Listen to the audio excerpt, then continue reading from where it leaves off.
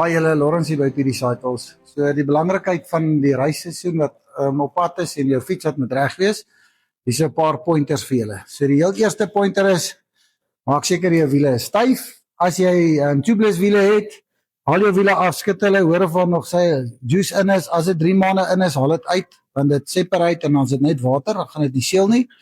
Die tweede ding is, kyk jou wiele is 'n wande aan die kant, hulle daar nie snye is nie. En kyk jy op die loopvlak, as daar krakies is, dan is die wiel te oud, dan is die rubber op pad uit. Dan jou drivetrain, kyk jou ketting, kyk laat hy geloop is, vat die meter en kyk of jou ketting nie te ver gerek is nie. As hy te ver gerek is, gaan hy jou chainring voor en jou kaset opvoeter. So jy gebruik so 3 kettings op 'n groepset voordat jy hierdie verander. En dan jou crankbearings, jy kyk of hulle reg is, dan trek jy die crank kante toe, kyk of hy speling het. As hy nie speling het nie, is dit reg. Dan jou skokbrekers moet jy mooi skoonmaak. Jy moet hulle omdraai so 1 keer 'n maand vir 'n halfuur, laat die olie wat onder lê net hierso by jou wiper rubbers uitkom.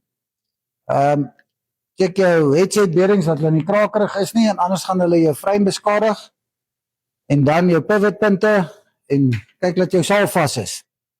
En dan is jy reg vir die races. En onthou, vinnige fiets is 'n skoon fiets.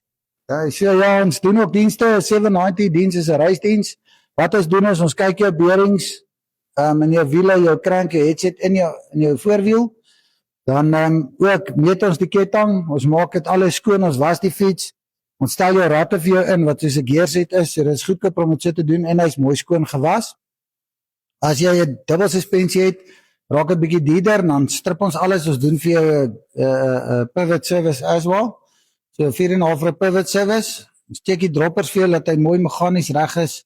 Ander dienste wat ons ook doen is, ons doen die tubeless top-ups. Ons sit vir jou nuwe juice daarin, dat jy die bunchers kry nie.